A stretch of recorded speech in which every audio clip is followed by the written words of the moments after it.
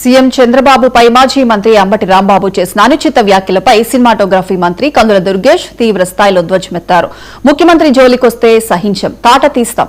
అంబటి రాంబాబు ఆంబూతులా ప్రవర్తిస్తూ రోడ్డున పడితే తోలు తీయడానికి వెనకాడమంటూ మంత్రి దుర్గేష్ హెచ్చరించారు. రాజకీయాల్లో విమర్శలు నిర్మాణాత్మకంగా ఉండాలి తప్ప వ్యక్తిగతంగా దూషణలకు దిగటం సరికాదని మంత్రి హెచ్చరించారు. అంబటి రాంబాబు ఇష్టానుసారం ఒళ్లు కొవ్వెక్కి మాట్లాడుతున్నారు. ఇకపై భరించబోమని మంత్రి దుర్గేష్ వ్యాఖ్యానించారు. ప్రజాస్వామ్య విలువలకు విరుద్ధంగా వ్యవహరిస్తున్న అంబటిని రాజకీయాల నుంచి బహిష్కరించాలన్నారు. నీచంగా, నికృష్టంగా, సంస్కారహీనంగా ప్రవర్తిస్తారనేటువంటి మాట ప్రజలందరికీ తెలుసు. కానీ మరింత బరితెగించి బజారు భాషతోటి రాజకీయాల్లో ఎవరూ మాట్లాడే విధంగా మాట్లాడడం అనేది మొత్తం కూటమి నాయకులు మేము అందరూ మాత్రమే కాకుండా రాష్ట్ర ప్రజలందరూ కూడా చీ అంటున్నటువంటి సందర్భాన్ని ఈ సందర్భంగా తెలియజేస్తా ఉన్నాను. అంతేకాదు రాజకీయ నాయకుడిగా మాత్రమే కాకుండా అసలు ప్రజా జీవితంలో ఉండడానికే అంబటి రాంబాబు అర్హుడు కాదనేటువంటి మాటను కూడా ఈ సందర్భంగా తెలియజేస్తున్నాను. కొంతమంది దీనికి ఏదో కులం, రంగు పొలవాలనేటువంటి ఆలోచన చేస్తా ఉన్నారు.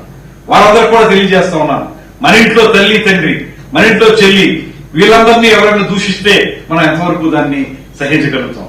ఇవాళ రాంబాబు మాట్లాడినటువంటి మాటలు ఒక ముఖ్యమంత్రి స్థానంలో ఉన్నటువంటి చంద్రబాబు నాయుడు గారిని, వారి పెద్దల్ని కించపరిచే విధంగా పచ్చి బూతులతోటి మనం మాట్లాడడానికి కూడా వీలులేనటువంటి భాషతో మాట్లాడడం అనేది ఎవరు కూడా సహించేటువంటి విషయం కాదు. ఇంత ప్రజలు మిమ్మల్ని చీకొట్టినప్పటికీ కూడా ఇంకా మీరు తగుదనమ్మా రోడ్ల మీద వచ్చి మాట్లాడడమే తప్పు. చేసిన తప్పులన్నీ కప్పిపుచ్చుకోవడానికి రకరకాల వేషాలు వేస్తున్నటువంటి మిమ్మల్ని ప్రజలు ఇప్పటికెప్పుడో చేత్కరించారు. మళ్ళీ అసలు మిమ్మల్ని ప్రజల మధ్య తిరగడానికి ఒప్పుకోరనేటువంటి మాట కూడా స్పష్టం అవుతోంది. నేను ఆ పార్టీ అధ్యక్షులు మాజీ ముఖ్యమంత్రి జగన్ గారికి కూడా తెలియజేస్తా ఉన్నాం, మీరు ఇంకా సమర్థిస్తున్నారు అంబటి రాంబాబు గారి మాటల్ని. ఇది ఎంతవరకు న్యాయం? అసలు సమాజంలో ఈ రకమైన బూతుల సంస్కృతి తీసుకొచ్చిందే వైఎస్ఆర్ కాంగ్రెస్ పార్టీ అనేటువంటి మాట ప్రజలందరికీ తెలుసు.